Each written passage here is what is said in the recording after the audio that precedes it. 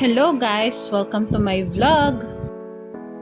Today, titingnan natin ang nilalaman ng dalawang budget-friendly milk for kids na Alaska Fortified at Birch Tree Fortified. Sa nutrition facts, doon ako magbabase sa per serving.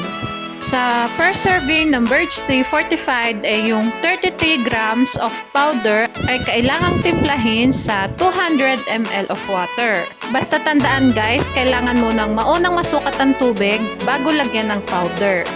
Sa Alaska Fortified, katulad lang din ng sa Birch Tree, na yung 33 grams of powder ay kailangan lang i-add sa 200 ml of water.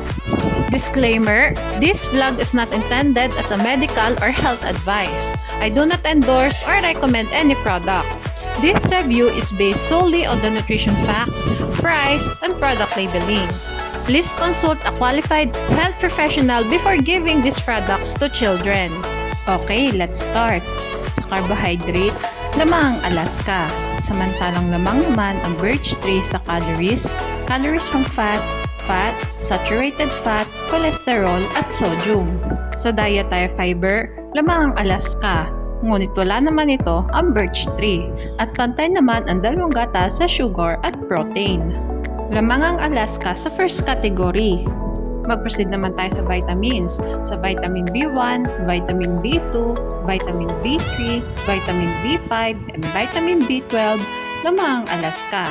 Samantalang lamang naman ang Birch Tree sa vitamin B6, ngunit wala itong vitamin B3. Sa vitamin A, vitamin D3, vitamin E, lamang ang Alaska, ngunit wala itong biotin. Samantalang lamang naman ang Birch Tree sa biotin, ngunit wala itong vitamin D3. At pantay naman ang dalawang gatas sa vitamin C. Lamang ang Alaska sa vitamins. Sa minerals, lamang ang Alaska sa choline at iodine. Ngunit lamang naman ang Birch Tree sa calcium, magnesium at phosphorus. Ngunit wala itong choline and iodine. Ngunit pantay naman ang dalawang gatas sa iron. Sa potassium, lamang ang Birch Tree. Ngunit pantay naman ang dalawang gatas sa zinc. Lamang ang Alaska sa minerals. Mag-proceed naman tayo guys sa price na parehas kong kinuha sa Shopee. Paalala guys, pwede mag-iba ang presyo ng dalawang gatas na ito depende kung saan store nyo sila titignan. Sa parehas nga nilang bigat na 1.4 kg ay mas mahal ang Alaska ng 54 pesos compare sa Birch Tree. At ito na nga ang summary ng vlog natin today. Sa first category, vitamins at minerals, lamang ang Alaska. Ngunit lower price naman ang Birch Tree. Sa naging review, mas maraming lamang ang Alaska Fortified sa kabuoang nutrients. Pero nang i-check ko ang actual content, napansin ko na mataas ang vitamin A nito kada serving, habang medyo mas mababa naman ang calcium, na isa sa pinakahinahanap ng mga magulang para sa bone development ng bata. Gayunpaman, lamang ito sa pagkakaroon ng kumpletong B-complex vitamins na tumutulong sa energy at overall body function. Samantala, ang Birch Tree ay may ilang kakulangan sa ibang nutrients, pero mas mataas naman ang calcium nito kumpara sa Alaska.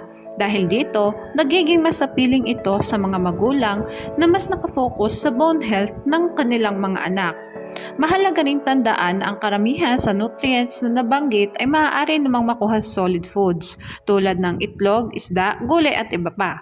Kaya sa kabuuan, parehas pa rin maiituring na maayos na milk supplement ang dalawang ito, lalo na kung ang bata ay hindi umiinom ng multivitamins. Okay, hanggang dito na lang po ang vlog ko. Sana ay nagustuhan nyo. Thanks for watching. Please like and subscribe for more videos.